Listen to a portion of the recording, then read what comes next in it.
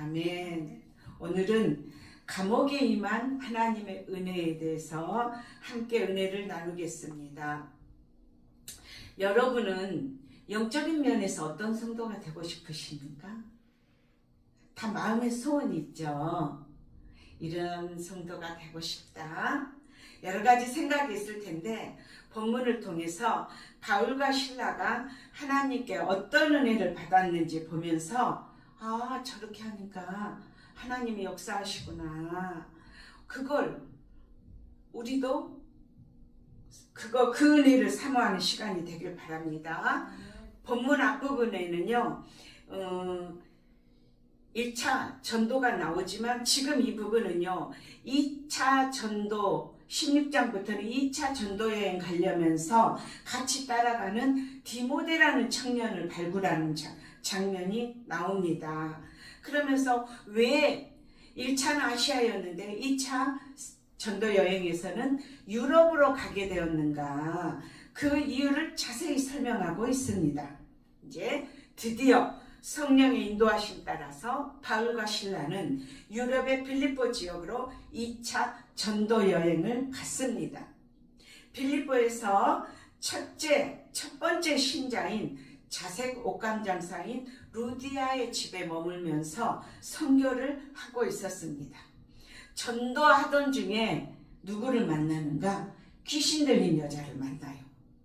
귀신 들린 여자가 바울과 실라가 전도하러 가는 데마다 따라다니면서 이 사람은 지극히 높은 하나님의 종으로서 구원의 길을 너희에게 전하는 자다. 그 말이 맞아도 틀려요? 맞아요. 그 빌립보 그 성에 있는 사람들은 몰라도 귀신 들린 사람은 알아요. 우리 그런 말도 있죠. 귀신이 쪽집게 같이 안다. 영적인 세계는 영적으로 분별하는 거예요. 귀신이 알아. 근데 이렇게 복음 전할 때마다 얼마나 따라다니면서 떠들어요. 하루만이 아니에요. 여러 날 소리 지르니까 전도가 방해되었어요. 근데 이상하대요. 그 여러 날 동안 귀신을 안 쫓아내요. 사도 바울이. 왜 그랬을까요? 나도 잘 모르지만 바로 쫓아냈으면 어때요? 고소가 바로 들었겠죠. 그런데 지금 며칠 동안 쫓아다녀서 너무 시끄럽게 하니까 바울이 괴로워서 소리쳤어요. 예수 그리스도 이름으로 내가 내게 명하노니 그에게서 나오라. 말하자 즉시 귀신이 떠나갔어요. 바울이 그 선포를 누구에게 했어요? 그 여인에게 했어요? 귀신에게 했어요? 귀신에게 했다고 성경은 기록하고 있습니다. 우리가 모든 성도에게 기도할 때 그거는 귀신에게 하는 거지, 이렇게 축사할 때는 나한테 하는 거 아니에요. 내 영한테. 네. 그 이후에 사도 바울이 이런 기도를 하고 나서 어떻게 됐을까요? 그 여인에게서 귀신이 떠나갔어요. 귀신 떠나가니까 이 여인이 점칠 수 있었을까요? 점칠 수 없었습니다. 이 여자에게는 너무나 잘된 일이죠. 정상적인 여자의 삶을 이제는 살아갈 수가 있어요. 그런데 누구에게는 안 좋은가? 이 점치는 여인이 점을 봐주고 나서 돈이 들어오잖아요. 그거를 주인들이 가졌다고 성경은 기록하고 있습니다. 그러니까 이날부터 수입이 들어옵니까? 안 들어옵니까? 이날부터 수입이 안 들어와요. 이 점 보는 수익이 짭짤했었어요. 그런데 수입이 갑자기 끊겼어요. 그래서 점치는 이 여인의 주인이 바울과 실라를 관과에 고발했습니다. 그래서 바울과 실라가 어떻게 돼요? 감옥에 갇히게 됐어요. 그것도 매를 두들겨 맞고, 옷 입은 채로 두들겨 맞은 게 아니라 성경은 옷을 벗기고 매를 때렸다고 그랬습니다. 여러분, 하나님 일을 열심히 하면 어떻게 돼요? 복 받습니다. 우리 그러잖아요. 그런데 하나님 일 열심히 한 사도 바울, 자기 나라를 떠나가서 다른 나라까지 가서 선교하는 이들에게 다가오는 것은 칭찬과 출세와 명예와 물질이 아니라 뭡니까? 형통은커녕 옷을 찢기고 매를 받고 감옥도 깊은 감옥에 갇히고 그냥 이렇게 감옥 안에 있는 것도 아니라 발을 착고에 채였다고 매였다고 했습니다. 두 발이 뭐 나무같이 뭐 어떤 곳에 꽁꽁 묶여 있는 거예요. 움직임도 자유롭지 않습니다. 이런 원통한 일이 어디 있어요? 우리가 선교할 때 이걸 바라보고 하는 겁니까? 그건 아니죠. 그런데 성경은 우리 세상에도 이런 격언이 있어요. 유능한 사공은 뭐가 와야 알아볼 수 있어요? 풍랑이 와야 유능한 사공인지 말로만 잘한다고 하는 떠드는 사람인지 구별이 된다. 그런 뜻입니다. 그러면 우리도 마찬가지입니다. 신앙생활에서. 믿음이 진짜 좋은 신자인가 짝퉁 신자인가는 뭐예요? 문제가 와봐야 진짜 배기를 알 수 있다. 좋은 일 하다 문제 생겼는데 바울과 실라는 누구도 원망하지 않았습니다. 문제 속에서 하나님을 찾았어요. 내 문제 해결자는 하나님이시다. 내 문제 해결자가 하나님이시라면 우리는 어떤 방법을 쓰나요? 나에게 해를 끼친 사람을 쫓아가나요? 원망하나요? 따지나요? 아니에요. 하나님이 하십니다. 그럴 때는 누구에게 기도하나요? 하나님 앞에 문제 해결을 승부를 보려고 합니다. 25절이 중요해서 한번 합독하겠습니다.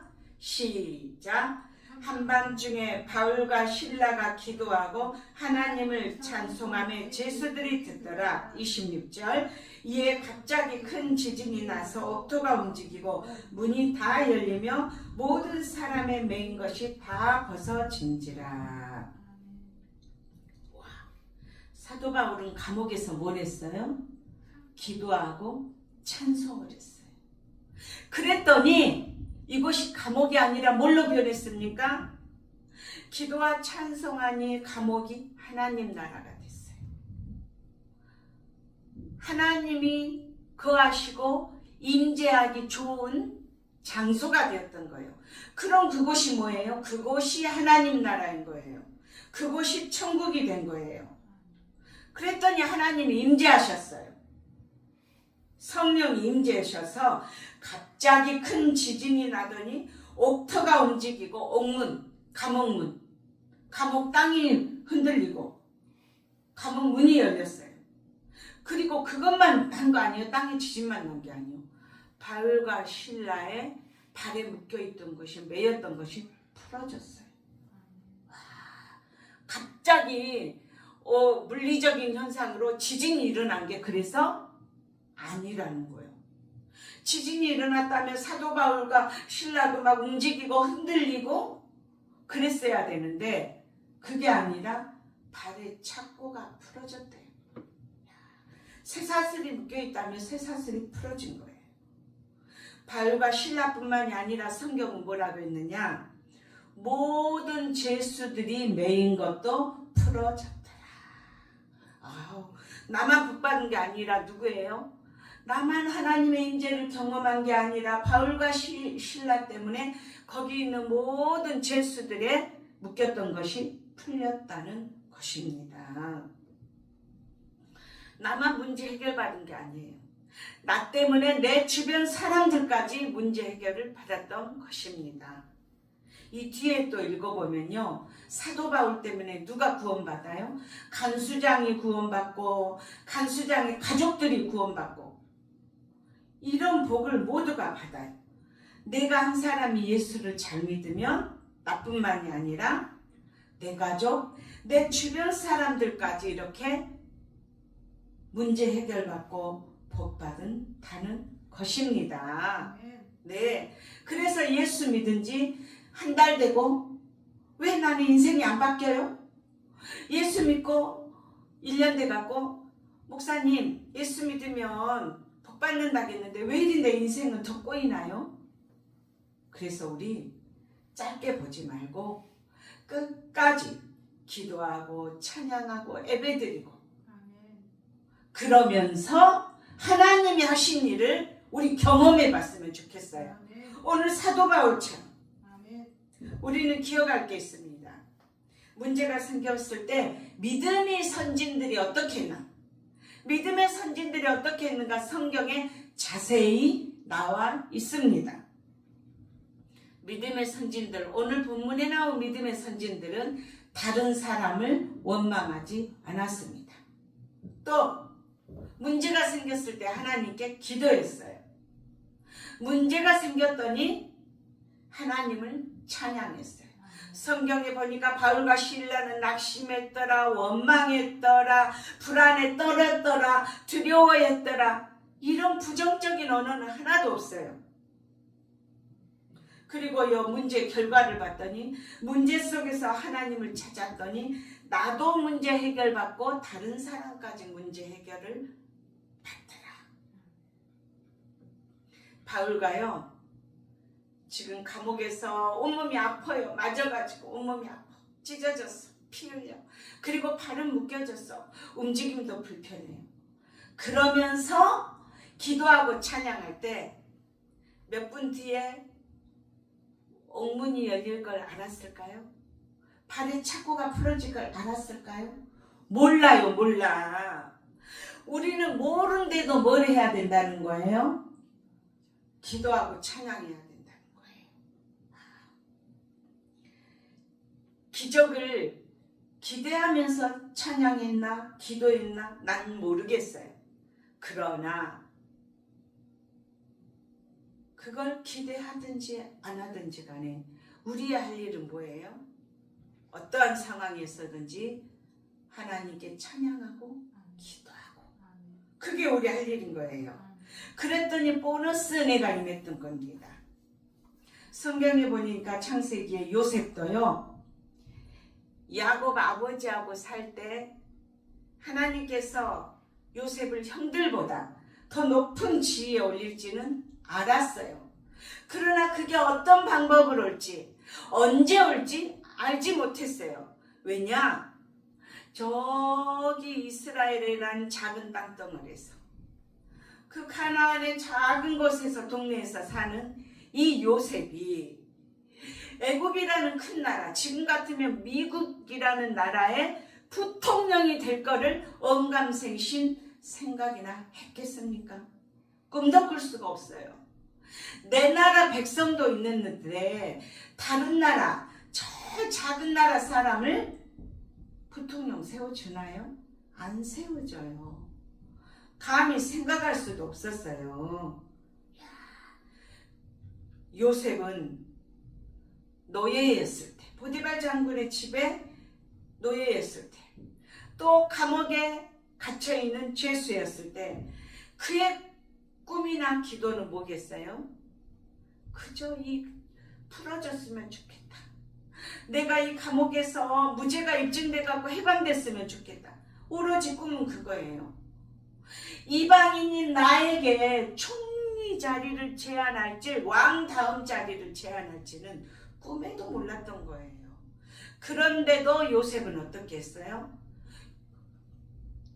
감옥 안에서도 많은 사람들을 섬기고 도와주고, 간수장 일도 도와주고, 또 거기 있는 사람들에게 술과 논과 떡과 논과 이야기하고 대화해주고, 그러면서 어때요? 사람들하고 친해지면서 이 궁궐 생활에 문물을 다 익힌 거예요. 세상에 봐봐요. 요셉이 가나안에서 배움이 있었겠어요? 배움이 그렇게 깊지 않았을 거예요. 그런데 근본적으로 똑똑했는지 노예로 있을 때도 그 집안 살림을 맡았고, 집안 살림에서 능숙한 자가 되니까 하나님께서 감옥 생활을 이렇게 다루는 사람을 만들면서 이렇게 일 처리하는 능력을 키워줬고, 궁궐에 유명한 장관들이 다 들어왔잖아요. 그들에게 자기 전문 지식을 다 배우는 거예요. 왜냐? 그들은 말할 사람이 별로 없어요. 그러니까 요셉에게 얼마나 많이 얘기해 줬겠어요. 친구가 돼주니까. 그런 요셉이, 이방인인 요셉이 감히 총리가 될 줄 생각하지 못했습니다. 그러나 그런 요셉은 자기가 맡은 일에 충실히 하다 보니까 하나님이 요셉을 총리 자리에 앉히셨어요. 요셉은 한 번도 총리 되게 해달라 기도도 못했어요. 그런데도 하나님이 하셨습니다. 하나님이 요셉을 향한 비전을, 꿈을 이루셨어요. 그게 아마 요셉 꿈은 아니고 하나님의 꿈이에요. 하나님의 계획이에요. 그럼 문제 당했을 때 우리는 믿음의 선진을 흉내라도 내야 되는데, 감옥에는 안 들어갈지언정 집 안에 골방에서라도 뭘 해야 되는 거예요? 우리의 할 일은 성실히 하나님을 섬기고 요셉처럼 또 하나님께 기도하고 찬양하는 것입니다. 누구처럼? 바울과 실라처럼. 그러면 어떻게 되죠? 내가 꿈꾸지 않았던 기적이 내 것이 되어 와서 있습니다. 아멘. 그리고 나만 복받는 게 아니라 내 가족과 내 친지와 내 주변 사람까지 나로 인해서 복을 받는 거예요. 왜냐? 내가 하나님 은혜를 입었으니까 입이 달라졌죠.